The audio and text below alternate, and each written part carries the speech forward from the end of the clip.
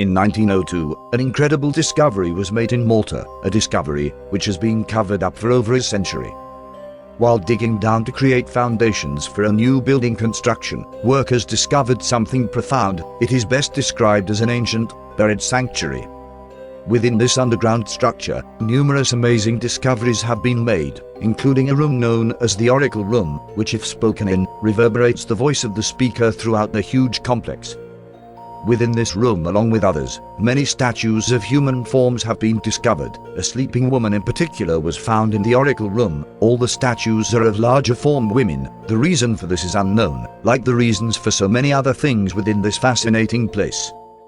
The structure is dated at well over 5,000 years old. In fact, it is the oldest known official dated structure ever discovered. It makes you wonder why it is not covered more publicly, and once revealed that 7,000 remains of possible aliens were discovered at this place and subsequently stolen and covered up, you begin to suspect sinister motives.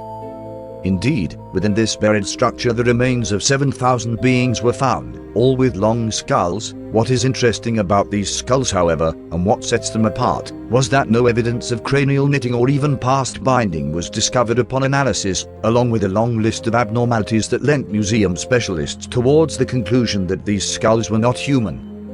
Subsequently stolen, vanishing without trace. That is, however, apart from Dr. Anton Mifsud and his colleague Dr. Charles Savenventura, initial research studies recorded along with photographic and illustrative documentation.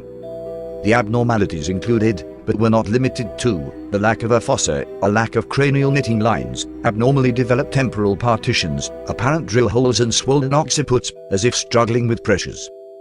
The largest group of all of these skulls all lack cranial knitting, and lack any evidence of skull binding or artificial elongation in any form. This is a rare similarity shared with skulls found in Egypt and South America. It is also unique within the world of pathology. Were these skulls from an ancient alien race, living in a highly developed complex? Ultimately killed by man and their remains stacked within the structure? Maybe they didn't taste very nice. The website Ancient Origin dug up this amazing excerpt from National Geographic.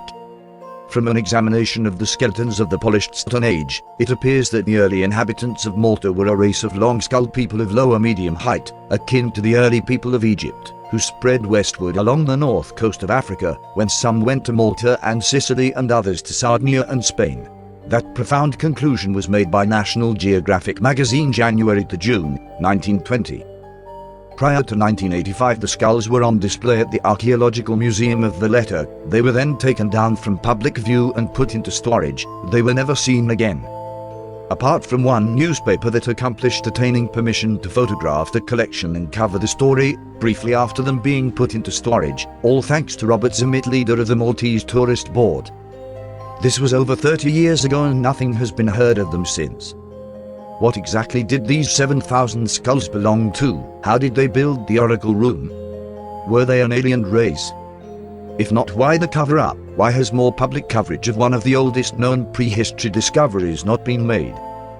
We are said to share genetics with Neanderthals, and that something wiped them out. Many suspect we were the culprits of this extinction. Like so many other species that once dwelled on this earth, maybe these creatures came to the same untimely demise.